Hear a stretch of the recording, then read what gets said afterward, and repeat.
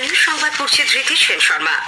বিশেষ খবর হলো, রাজ্যে প্রথম পর্যায়ের ভোটে কেন্দ্রীয় নিরাপত্তা বাহিনী মোতায়েন নিয়ে বিশেষ সাধারণ ও পুলিশ পর্যবেক্ষক আজ বৈঠকে বসতে চলেছেন। ভোটের দিন এগিয়ে আসার সঙ্গে সঙ্গেই রাজ্যে প্রচার ক্রমশ জোরদার হচ্ছে। বিজেপি মুখ্যমন্ত্রীর বিরুদ্ধে নির্বাচনী বিধি ভঙ্গের অভিযোগ এনেছে। অন্যদিকে মুখ্যমন্ত্রী সম্পর্কে বিতর্কিত মন্তব্যের জন্য বারাসাতের বিজেপি প্রার্থীর বিরুদ্ধে থানায় এফআইআর দায়ের। রাজ্যপাল বিশ্ববিদ্যালয় চত্বরকে রাজনৈতিক ও ভোট প্রচারের উদ্দেশ্যে ব্যবহার নিয়ে বিচার বিভাগীয় তদন্তের নির্দেশ দিয়েছেন। রাজ্যের বিভিন্ন জেলায় আজও তাপপ্রবাহের সতর্কতা। আইএসএল ফুটবলে আজ মোহনবাগান সুপার জায়ান্ট পাঞ্জাব এফসির মুখোমুখি হবে। আর বিস্তারিত খবরে, রাজ্যে প্রথম পর্যায়ের ভোটে কেন্দ্রীয় নিরাপত্তা বাহিনী মোতায়েন নিয়ে আজ এক বৈঠক বসতে চলেছে। রাজ্যের জন্য নিযুক্ত বিশেষ সাধারণ পর্যবেক্ষক অলোক সিনহা এবং পুলিশ পর্যবেক্ষক অনিল কুমার শর্মার উপস্থিতিতে ওই বৈঠকে রাজ্যের মুখ্য নির্বাচনী আধিকারিক আরিজ আফতাব, রাজ্য পুলিশের নোডাল অফিসার এডিজি আনন্দ কুমার এবং সিআরপিএফ এর আইজি ও কেন্দ্রীয় বাহিনীর এ রাজ্যের কোঅর্ডিনেটর বিকে শর্মাকে নিয়ে বেলা 12টায় কলকাতায় বিএসএফ এর গেস্ট হাউসে ওই বৈঠক হওয়ার কথা। গত পঞ্চায়েত ভোটে কোথায় কোথায় অশান্তির ঘটনা ঘটেছিল তার বিস্তারিত রিপোর্ট তারা পর্যালোচনা করে দেখবেন। এজন্য মুখ্য নির্বাচনী আধিকারিক সব জেলা শাসককে রিপোর্ট পাঠানোর নির্দেশ দিয়েছেন। গোলযোগ প্রবণ বুথগুলি নিয়েও বৈঠকে আলোচনা হবে বলে সূত্রের খবর। রাজ্যের দ্বিতীয় দফার ভোটের জন্য জমা পড়া মনোনয়নপত্রগুলি গতকাল খতিয়ে দেখা হয়। এই দফায় রায়গঞ্জে 21, বালুরঘাটে 7 ও দার্জিলিং আসনে 15 জন প্রার্থীপদ দাখিল করেন। নাম প্রত্যাহারের শেষ দিন 8 এপ্রিল। 3 জেলায় ভোট নেওয়া হবে 26 এপ্রিল। এদিকে প্রথম ও দ্বিতীয় দফার ভোটের দিনে এগিয়ে আসার সঙ্গে সঙ্গে প্রচার ক্রমশ জোরদার হয়ে উঠছে। মুখ্যমন্ত্রী মমতা ব্যানার্জি আজ বালুরঘাট ও রায়গঞ্জে 2টি জনসভা করবেন। বালুরঘাটের তপনে দলীয় প্রার্থী বিপ্লব মিত্র এবং রায়গঞ্জের হেমতাবাদে কৃষ্ণ কল্যাণীর সমর্থনে ওই জনসভাকে কেন্দ্র করে নিরাপত্তা জোরদার করা হয়েছে। মুখ্যমন্ত্রী গত সন্ধ্যায় জলপাইগুড়ি থেকে হেলিকপ্টারে রায়গঞ্জে পৌঁছে ওই আসনের প্রার্থী কৃষ্ণ কল্যাণীকে সঙ্গে নিয়ে এক পদযাত্রা করেন। তার আগে জলপাইগুড়ি ও কোচবিহারের তুফানগঞ্জে 2টি জনসভা করেন তিনি। অন্যদিকে বিরোধী দলনেতা শুভেন্দু অধিকারী গতকাল নদিয়ার চাপড়ায় কৃষ্ণনগরের বিজেপি প্রার্থী অমৃতা রায়ের সমর্থনে বিজয় সংকল্প সভা ও দলীয় মিছিলে যোগ দেন। প্রবীণ বিজেপি নেতা প্রধানমন্ত্রী নরেন্দ্র মোদী আগামীকাল দার্জিলিং ও জলপাইগুড়ি কেন্দ্রের দলীয় প্রার্থীদের হয়ে প্রচারে আসবেন বলে জানা গেছে। বিজেপি মুখ্যমন্ত্রীর বিরুদ্ধে নির্বাচনী বিধি ভঙ্গের অভিযোগ জানিয়েছে। দলের নেতা শিশির বাজুরিয়া গতকাল রাজ্যের মুখ্য নির্বাচনী আধিকারিককে লেখা এক চিঠিতে জানিয়েছেন, জলপাইগুড়িতে মুখ্যমন্ত্রীর জনসভায় স্কুলে শিশু ও সংখ্যালঘুদের রাজনৈতিক উদ্দেশ্যে ব্যবহার করা হয়েছে, যার ফলে নির্বাচনী বিধি ভঙ্গ হয়েছে। অবিলম্বে এ বিষয়ে মুখ্যমন্ত্রী এবং তৃণমূল কংগ্রেসের বিরুদ্ধে ব্যবস্থা গ্রহণের জন্য শ্রী বাজুরিয়া মুখ্য নির্বাচনী আধিকারিকের কাছে আবেদন জানান। চিঠির সঙ্গে তিনি এই ঘটনার ভিডিও ফুটেজও নির্বাচনী আধিকারিকের কাছে পাঠিয়েছেন। একই সঙ্গে হুগলির বিধায়ক সাংসদ লকেট চ্যাটার্জি সম্পর্কে চুঁচুড়ার বিধায়ক অসিত মজুমদারের বক্তব্য নিয়েও বিজেপি কমিশনে অভিযোগ জানিয়েছে। এদিকে বিজেপি প্রার্থী সুভাষ সরকার তৃণমূল কংগ্রেসের বিরুদ্ধে বাঁকুড়া লোকসভা আসনের রঘুনাথপুর বিধানসভা এলাকায় নির্বাচনী বিধি ভঙ্গের অভিযোগ এনেছেন। রঘুনাথপুর শহরে গতকাল তৃণমূলের একটি দলীয় কার্যালয় থেকে রঘুনাথপুর মহকুমার বিভিন্ন ব্লকে দুস্থ সংখ্যালঘু মানুষদের তৃণমূলের তরফে ইফতার সামগ্রী ও ঈদের উপহার দেওয়া হয় বলে তিনি দাবি করেন। এই উপহার বিতরণ পুরোপুরি নির্বাচনী বিধিভঙ্গের শামিল বলেও সুভাষবাবুর অভিযোগ। পুরুলিয়া জেলা তৃণমূল কংগ্রেস সভাপতি সৌমেন বেলথরিয়া অবশ্য বলেছেন, প্রতি বছরই সংখ্যালঘুদের দলের তরফ থেকে উপহার দেওয়া হয়, এটা নতুন কিছু নয়। এদিকে বারাসাতের কাজীপাড়ায় মুখ্যমন্ত্রী মমতা ব্যানার্জি সম্পর্কে বিতর্কিত মন্তব্য করার জন্য বারাসাতের বিজেপি প্রার্থী স্বপন মজুমদারের বিরুদ্ধে বারাসাত থানায় এফআইআর দায়ের করা হয়েছে। বারাসাতের বাসিন্দা শঙ্খ শুভ্র সরকারের অভিযোগের প্রেক্ষিতেই এই এফআইআর। উল্লেখ্য, গত মঙ্গলবার কাজীপাড়ায় এক সভায় স্বপন মজুমদার মুখ্যমন্ত্রী সম্পর্কে বিতর্কিত মন্তব্য করেন বলে অভিযোগ। যাদবপুর কেন্দ্রের বামফ্রন্টের প্রার্থী সৃজন ভট্টাচার্যের দেওয়াল লিখনে রাতের অন্ধকারে কালি লাগিয়ে দেওয়া এবং দেওয়াল লিখন মুছে নিজেদের প্রার্থীর হয়ে প্রচার চালানোর অভিযোগ উঠেছে শাসক দলের বিরুদ্ধে। রাজপুর সোনারপুর পুরসভার 21 নম্বর ওয়ার্ডের বিভিন্ন জায়গায় তৃণমূলের বিরুদ্ধে এইভাবে জোর করে দেওয়াল দখল করেছে বলে সিপিআইএম এর অভিযোগ। তাদের দাবি, দীর্ঘদিন ধরে এই দেওয়ালগুলিতে তারা প্রচার চালাতেন, কিন্তু হঠাৎ করেই রাতের অন্ধকারে সব লেখা মুছে ফেলা ও কালি লাগিয়ে দেওয়া হয়। সৃজন ভট্টাচার্য বলেছেন, ভয় পেয়ে শাসক দল এই ধরনের কাজ করছে। তৃণমূল কংগ্রেস অবশ্য অভিযোগ অস্বীকার করেছে। 21 নম্বর ওয়ার্ডের পৌরপিতা মিলন সরকার বলেছেন, বামফ্রন্টের দেওয়াল লিখনের মতো কোনো কর্মী নেই, তারা তৃণমূলের বিরুদ্ধে মিথ্যে অভিযোগ আনছে।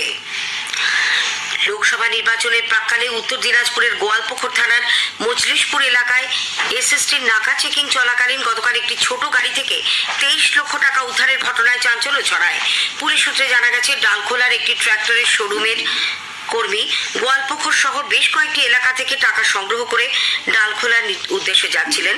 সেই সময় মজলিশপুর এলাকায় গাড়িটিতে তল্লাশি চালানো হলে ব্যাগ থেকে 23 লক্ষ টাকা উদ্ধার হয়। খবর পেয়ে ঘটনাস্থলে যান গোয়ালপুকুর থানার আইসি এনটি ভুটিয়া এবং ব্লক প্রশাসনের আধিকারিকরা। টাকা আদায়ের সঠিক নথিপত্র দেখাতে না পারায় ওই টাকা বাজেয়াপ্ত করে রায়গঞ্জে আয়কর দপ্তরের হাতে তুলে দেওয়া হয়। স্থানীয় সংবাদ শুনছেন আকাশবাণী কলকাতা কেন্দ্র থেকে। এখন বিজ্ঞাপন, পরে রয়েছে বাকি খবর। দিদি, আবাস যোজনার জন্য ফোন করে কেউ বিরক্ত করেনি তো? না না, যদিও আমি কোনো ফোনের আশা করিও না। আমার বিশ্বাস মমতা বন্দ্যোপাধ্যায় ঠিক সমাধান করে দেবেন। একদম, মমতা বন্দ্যোপাধ্যায় বলেছেন, এবার ফোন করলে বলবেন দিদি বলেছে, দিদি দিয়ে দেবে 100 দিনের কালের টাকা 59 লক্ষ জব কার্ড হোল্ডারদের আমরা দিয়েছি। মোদির গ্যারেন্টি ছিল আর আমাদের গ্যারেন্টি মানুষই দিল।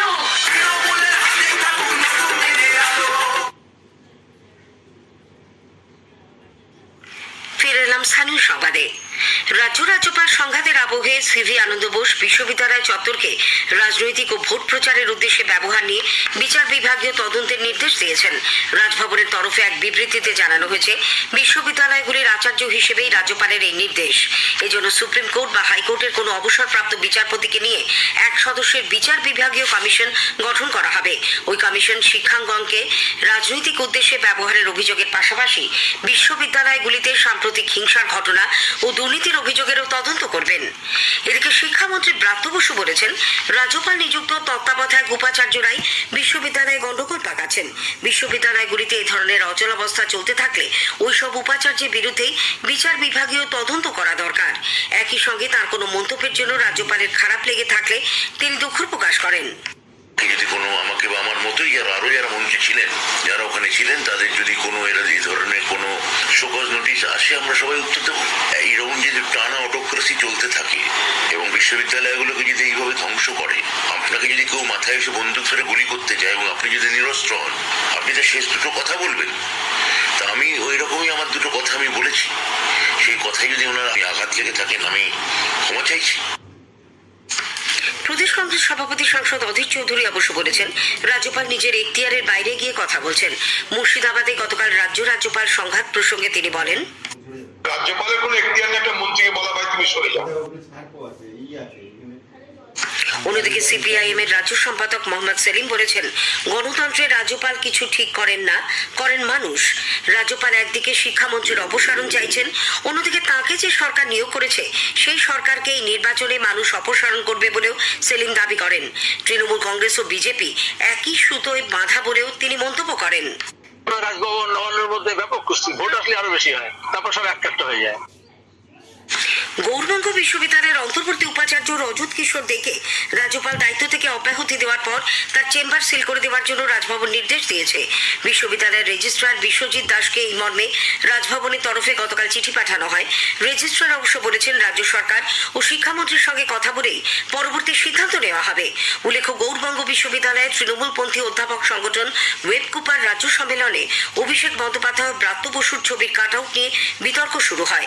আদর্শ আচরণবিধি চালু থাকার সময় কিভাবে বিশ্ববিদ্যালয় চত্বরে এই ধরনের সম্মেলন সম্ভব, সেই প্রশ্ন তুলে জেলা বিজেপি ও কংগ্রেস নেতৃত্ব নির্বাচন কমিশনে অভিযোগ দায়ের করে। তারপর সম্মেলনের দুদিনের মাথায় অন্তর্বর্তী উপাচার্য রজত কিশোর দেকে রাজ্যপাল তার পদ থেকে সরিয়ে দেন।